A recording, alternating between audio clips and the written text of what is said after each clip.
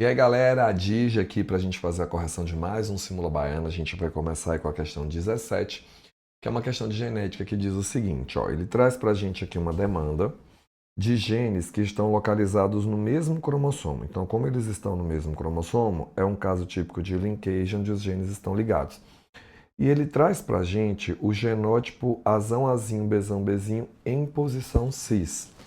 Ele destaca para a gente que 16 é a distância, esse é um dado importante, e ele fala que esse indivíduo foi submetido a um cruzamento teste. Esse é um outro ponto importante. Vamos lá. Quando ele chega para a gente e diz que o indivíduo é azão, azinho, bezão, bezinho em posição cis, eu entendo que o genótipo desse indivíduo é o genótipo azão, bezão, azinho, bezinho. É assim que ele vai estar. Quando ele diz para a gente que o cruzamento, que a distância é uma distância de 16%, ele está me dizendo que 16% é a soma da proporção dos gametas recombinantes, ou seja, esses 16% serão os gametas trans, é a quantidade de gametas trans que a gente vai ter. E quando ele diz que a gente vai fazer um cruzamento teste, é porque eu vou cruzar com um indivíduo que é homozigoto recessivo. Nesse caso, ele é azinho bezinho barra azinho bezinho. E no final, ele pede para a gente a probabilidade de nascer um indivíduo com genótipo azão, azinho, bezinho, bezinho. Esse indivíduo azão, azinho, bezinho, bezinho, ele só pode ser um indivíduo azão, bezinho, azinho, bezinho.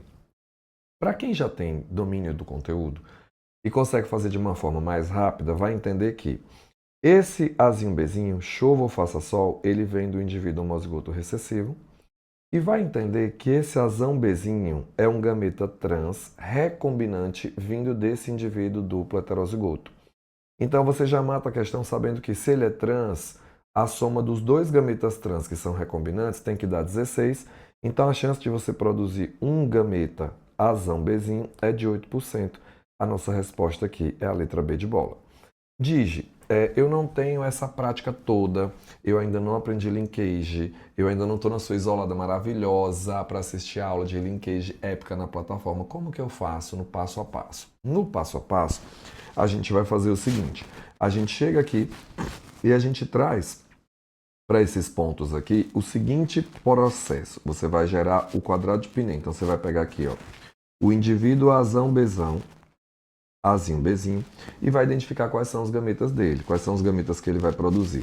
Ele vai produzir gametas, ó, azão, bezão, azão, bezinho, azinho, bezão e azinho, bezinho, beleza?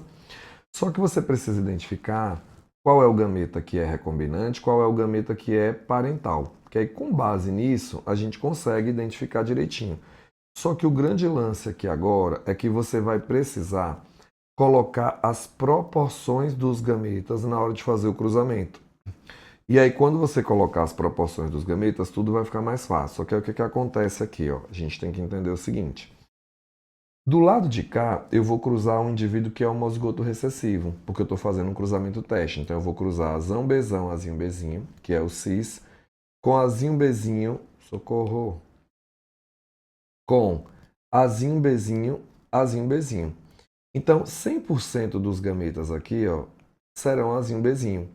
Por isso que eles não vão ter tanta influência lá no resultado, porque todo mundo aqui vai receber pelo menos um gameta azinho bezinho do homozigoto recessivo. E como que eu sei que é um homozigoto recessivo? Porque é um cruzamento teste. Então, quando ele falar para você, estamos fazendo um cruzamento teste, na sua cabeça você vai cruzar com o homozigoto recessivo. Aí a gente vai entender o seguinte, ele disse para a gente na questão que 16% era a distância. A distância é a soma da proporção dos recombinantes. Se esse indivíduo aqui é um indivíduo cis, os recombinantes serão os gametas trans. Então, o que acontece? Os gametas trans são recombinantes, os gametas cis são parentais, e a minha distância lá, ela era de 16%. Então, vai dar 8% para esse trans, 8% para esse trans, para fechar o 100%, 42% para cada um dos outros gametas trans. Então, quando a gente fizer aqui as fecundações, o que vai acontecer? Eu vou gerar aqui azão, bezão, azinho, bezinho, mas numa proporção de 42%. Por quê? Quando eu fizer aqui 42% vezes 100%, vai dar 42%. Beleza? Quanto que vai dar aqui agora? 8% de indivíduos que têm o Azão Bzinho e que vão encontrar o Azinho Bzão, o Azinho Bzinho. Aqui a gente vai ter 8% de indivíduos que serão Azinho Bzão, Azinho Bzinho. E a gente vai ter aqui embaixo, ó, 42% de indivíduos que são Azinho Bzinho, Azinho Bzinho. Então ele me perguntou qual a chance de sair um indivíduo Azinho, Azão, Azinho, Bzinho, Bzinho, que é justamente esse Azão, Bzinho, Azinho, Bzinho. Essa é a nossa resposta. Beleza? A gente fica com a letra B. Então é muito importante que vocês tenham entendimento que numa questão como essa, eu posso fazer de cabeça quando eu já tenho um domínio desse conteúdo ou quando eu ainda estou tendo segurança. O segredo é você montar o quadrado de Pinel e colocar as proporções de cada um dos gametas, tá? Essa foi a correção da nossa questão 17. Questão 18 do Simula Baiana, uma questão que vai trazer a temática da ecologia para a gente poder arrasar. Ele fala sobre algumas técnicas no território brasileiro com o objetivo de reduzir a emissão de gases de efeito estufa. Aí ele cita a fixação de nitrogênio, né? Quando a gente fala sobre a fixação de nitrogênio, é importante a gente ter entendimento de que nessa fixação a gente vai reduzir o uso de fertilizantes químicos e na produção deles a gente libera gás de efeito estufa, então a gente vai ter uma economia nisso aqui. No item 2 ele fala sobre a integração lavoura, pecuária, floresta, porque aí a gente vai criar gado e floresta, né, e árvores na mesma área, justamente para tentar fazer uma compensação, uma vez que as árvores vão fazer a captura de CO2. Então a gente vai ter esse ponto. O solo fica fértil com os animais lá e a gente remove CO2 através desse processo.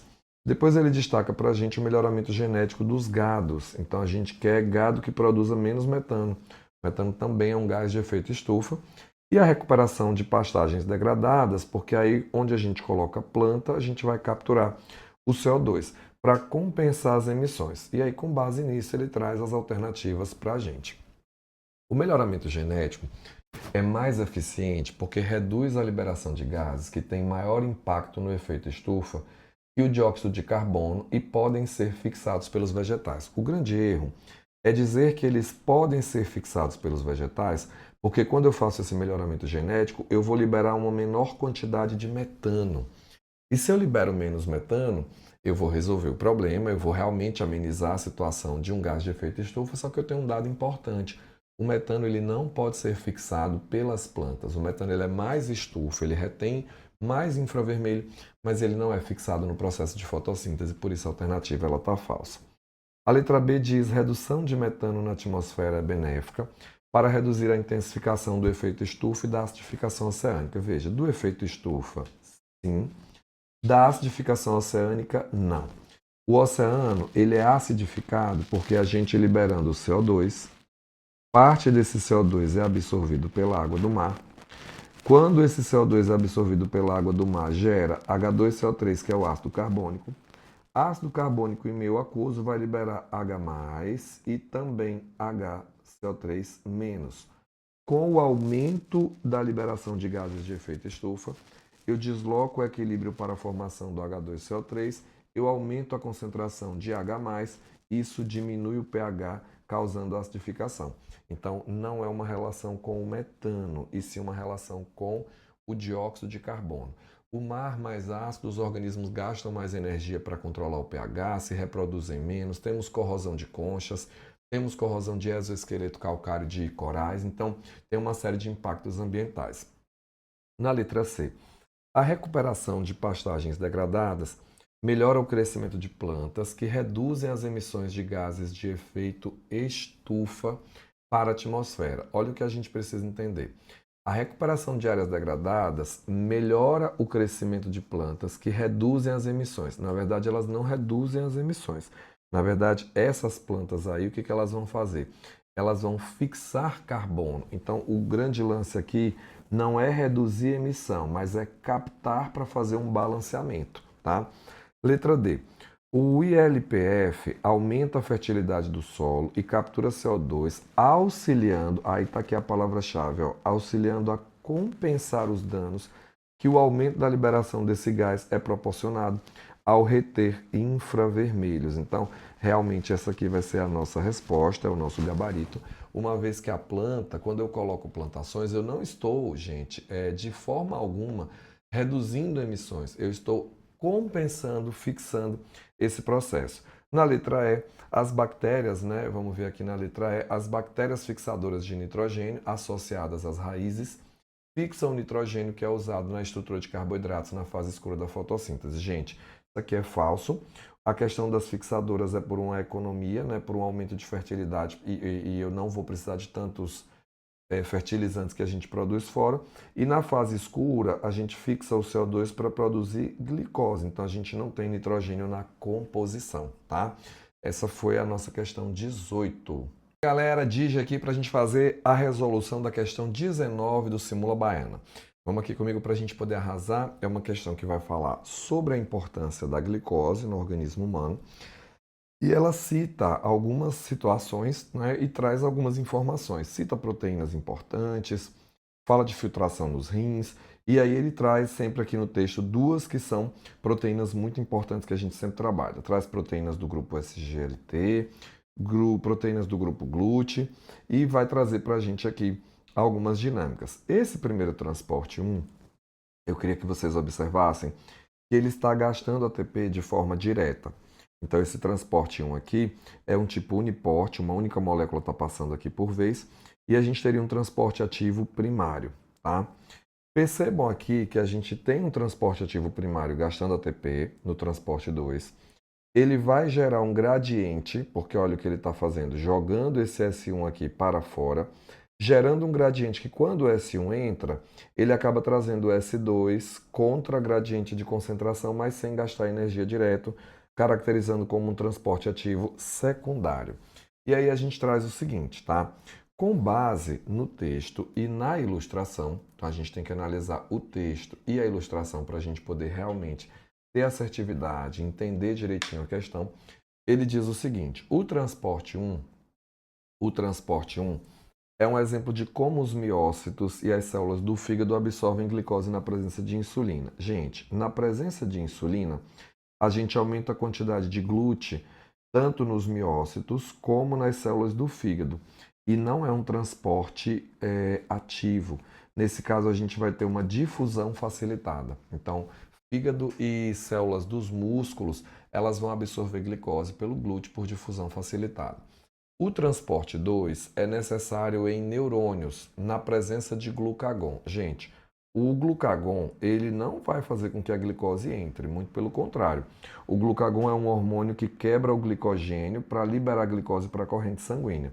Então, isso aqui vai ser falso. E vale a pena a gente lembrar que os neurônios, como eles têm uma atividade metabólica muito alta, eles não dependem de insulina para ter transportadores de glicose em quantidade nas suas superfícies para fazer a entrada de glicose, que é um importante componente fornecedor de energia.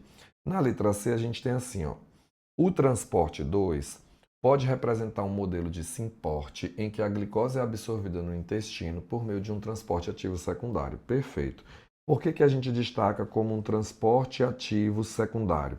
Porque a glicose vai entrar contra gradiente, mas ela vai aproveitar o gradiente que foi gerado do transporte primário. Então é transporte ativo, mas não vai gastar ATP de forma direta. E ele destaca para a gente aqui que é Symporte, porque você vai perceber que aqui tanto o sódio como a glicose estariam entrando. Então, como os dois estão indo no mesmo sentido, aí a gente teria, né, o mecanismo de Symporte sendo representado. Na letra D diz que o transporte 1 representa o SGLT1 reabsorvendo glicose no processo dos néfrons. Gente, quando a gente reabsorve glicose, lá nos néfrons, a gente faz transporte ativo secundário. E o transporte em 1, a gente combinou que seria um transporte ativo primário. Na letra E, no transporte 2, o sódio seria representado pelo S2, que entra na célula contra um gradiente. Na verdade, no transporte 2, o S2 seria justamente a glicose que estaria pegando uma carona com o sódio. Então, esse item aqui seria falso. Essa foi a nossa questão 19, uma questão importante, trazendo um mecanismo de fisiologia humana, de fisiologia da membrana, na verdade, para vocês. Beijo no coração e até a próxima questão. Agora vamos embora, Digi aqui para a gente poder corrigir mais uma questão, que é a questão 20 do Simula Baiana. Nessa questão a gente vai trabalhar aí com a temática da botânica, trazendo um cladograma padrão, mostrando a história evolutiva do grupo das plantas, trazendo o grupo externo aqui, que é o grupo das algas verdes. Ele não faz parte do grupo das plantas, mas está próximo aqui ao último ancestral comum entre todas as plantas. E aí, sobre o texto e com base nessas alternativas aí, nesses algarismos, a gente vai ter o algarismo 2. Ó, vamos organizar logo aqui em relação a esses algarismos aqui. Ó. O algarismo 2, ele pode fazer referência à retenção do embrião nos estágios iniciais. A partir daqui, as plantas são chamadas de embriófitas, tá? É uma das características. O 3 poderia estar representando os vasos. A partir das pteridófitas, a gente tem o aumento de porte com os vasos condutores de seiva.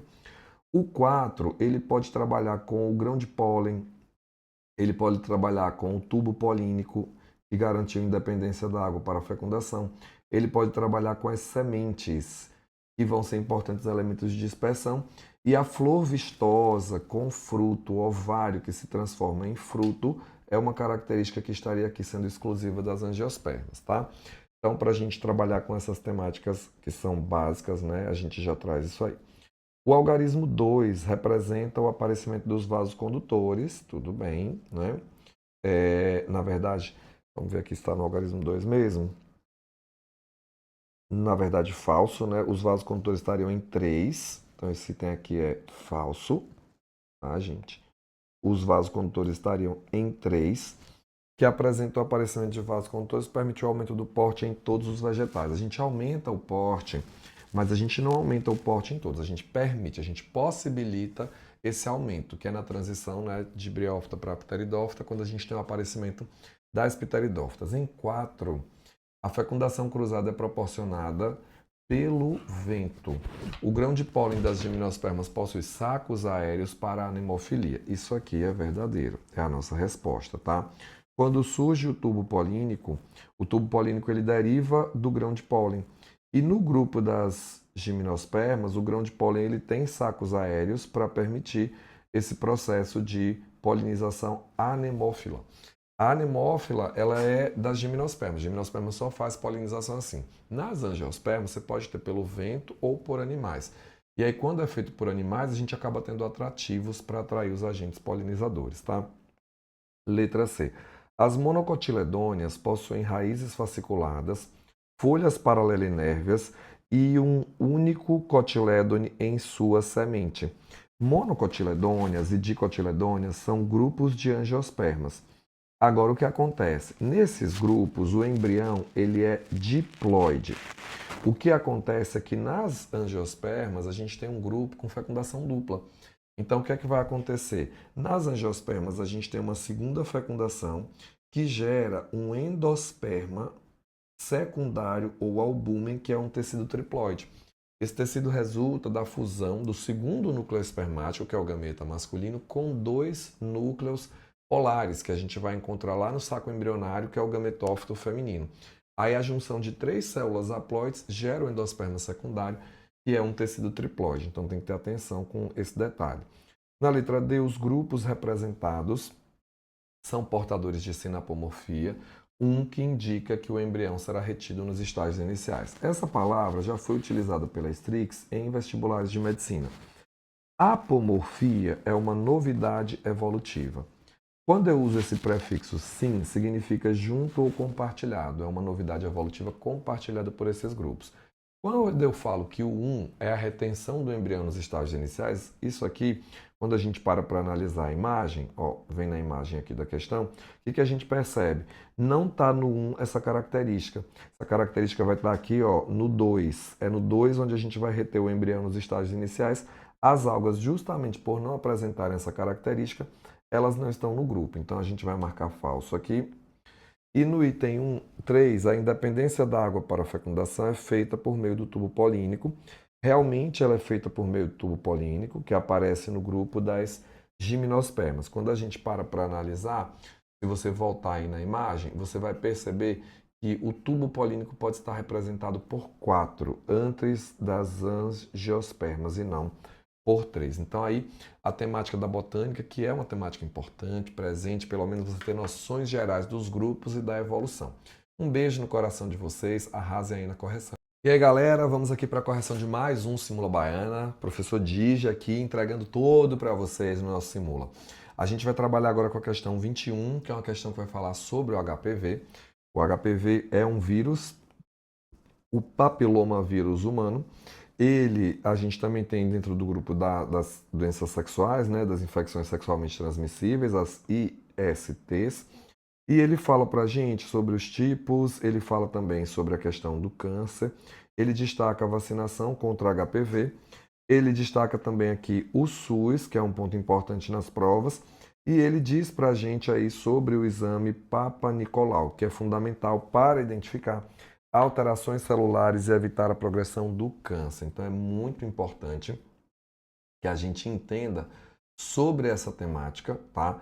E organize as informações direitinho para a gente poder acertar e não perder pontos preciosos nessa questão aí, tá? É um exame que a gente vai estar trabalhando para prevenir câncer de colo de útero. No caso do Papa Nicolau, a gente vai analisar lá, pega uma espátulazinha para poder coletar material e analisar na lâmina alterações celulares ou lesões pré-câncer que a gente possa ter, né? Como indicação aí de um início de câncer de colo, alguma coisa nesse sentido aí. Beleza? Então, coleta as células do colo do útero, realiza a análise e faz a prevenção do câncer. Então, essa é uma informação importante quando a gente trabalha aí com o Papa Nicolau. Na hora que a gente vai para essa questão, ele diz assim: com base no texto e nos conhecimentos sobre o assunto, assinale a alternativa correta. O HPV está relacionado ao câncer de colo por seu genoma de DNA ser inserido em um proto-oncogene que se transformará em um oncogene com a perda do controle do ciclo celular. Esse é o nosso gabarito. O HPV é um vírus de DNA e ele realmente altera proto-oncogenes, gerando mudanças que os transformam em oncogenes, fazendo com que a gente perca o controle do ciclo celular. Quando a gente está diante de um câncer, o que significa? Que a gente teve a perda do controle do ciclo e a gente vai ter aí mitoses descontroladas nessa célula. Vacinar jovens entre 12 e 14 anos é ineficiente na prevenção do câncer, uma vez que não há atividade sexual nessa faixa etária, tornando o uso do imunizante ineficaz. Gente, não é ineficaz, essa é a grande vantagem, que nessa idade a gente entende ou espera que realmente as crianças ainda não tenham iniciado a sua atividade sexual. E isso vai fazer com que a gente tenha uma eficiência maior nesse processo de controle do câncer. Então é super eficiente, por isso que a gente vacina nessa idade. A vacina SRC, tríplice viral, presente no calendário nacional de vacinação, é eficiente contra hepatite C, HPV e sarampo. Gente, essa vacina SRC é para sarampo, rubéola e cachumba, beleza? Sarampo, rubéola e cachumba. Então não é contra hepatite C, inclusive a gente não tem vacina contra hepatite C.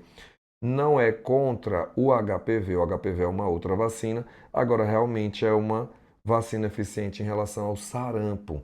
E aí a gente tem que lembrar que o HPV é um vírus de DNA, o próprio texto já trouxe isso para a gente.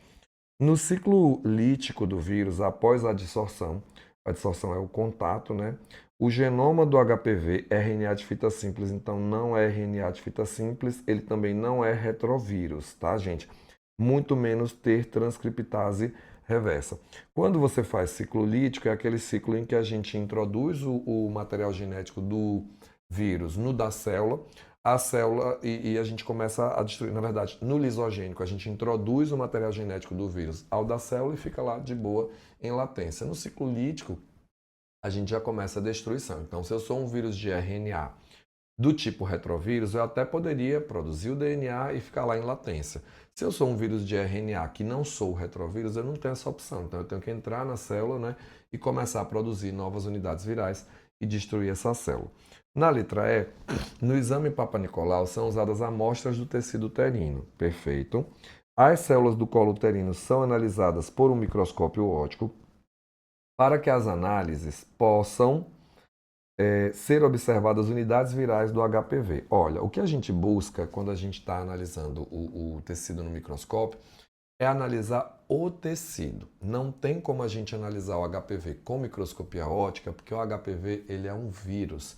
E vírus são visíveis apenas na microscopia eletrônica. Então, esse detalhe aqui era muito mais uma pegadinha de você entender que um vírus, né, não é observado na microscopia eletrônica do que você realmente entender aí sobre o exame Papa Nicolau. Então, essa foi a nossa questão 21. Espero ter ajudado vocês, arrasando aí na correção de mais um Simula Baiana. Mais uma questão do Simula Baiana, questão 22, uma questão importante, vai trabalhar aí pra gente vírus e biotecnologias. E ele traz aí vários exemplos e vem com a gente com o seguinte ponto. A terapia gênica consiste, por exemplo, na substituição de um gene anormal por um gene normal com o uso de um vetor viral do tipo adenovírus. Isso é verdade. A gente pode estar diante de uma doença causada por uma falta de algum gene e a gente substituir esse gene ou adicionar ou remover um gene com o uso de um vetor viral. E é importante que ele seja um adenovírus porque é um vírus de DNA. Letra B. O uso isolado da técnica de PCR permite identificar presença de vírus como o SARS-CoV-2. É uma tecnologia que auxilia no diagnóstico. Olha só, gente.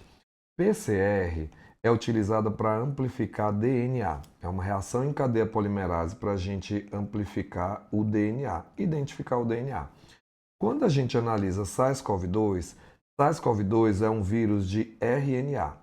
Então, quando eu digo a você que essa técnica isolada é útil, isso aqui é falso. Por quê?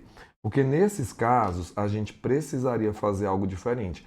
A gente precisaria fazer um RT-PCR. Esse RT-PCR, por quê? Antes de fazer a PCR, eu precisaria fazer uma retrotranscrição. Para, a partir do material genético do SARS-CoV, que é um vírus de RNA, eu produzi o DNA, que seria então amplificado, identificado através da técnica. Então, esse isolado aqui vai tornar a alternativa falsa. Depois, apertei no negócio aqui, gente. Depois, o que a gente tem aqui? Que loucura! Letra C. O uso de vírus no controle biológico de pragas não é recomendado devido à sua grande versatilidade de hospedeiros. A inespecificidade ocorre pelas mutações. Olha só, mutação aumenta a variabilidade genética, tá?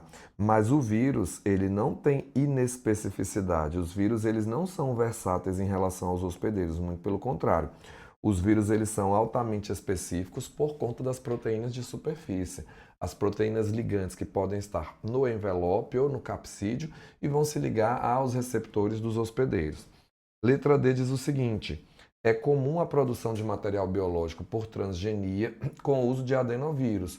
O gene exógeno é inserido no plasmídio dos vírus. Olha só, gente, nós podemos realmente utilizar vírus na produção de transgênico, mas não como alvo e que vai produzir o processo biotecnológico, e sim como um vetor. Eu posso utilizar o vírus como um vetor de material genético para dar conta dos pontos. Quando eu trabalho com plasmídio, o plasmídio, gente, ele é de bactérias. Eu não tenho plasmídio nos vírus, tá? Então eu até posso realmente utilizar o vírus quando a gente trabalha com transgenia, mas o meu grande objetivo aqui é utilizar o vírus como um vetor de genes, ok?